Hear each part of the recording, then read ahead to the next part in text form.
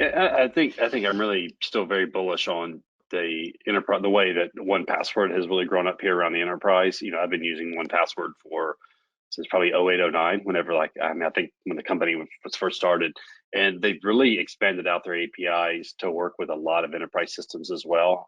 It's no longer just like, oh, this is your personal password tool. There's a lot Mhm. of really good enterprise features to one password now and LastPass as well.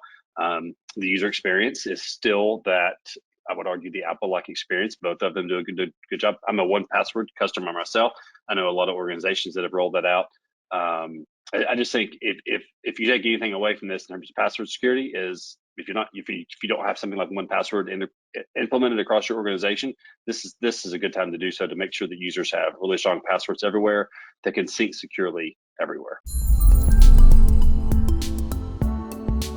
Please subscribe and check out more content from us.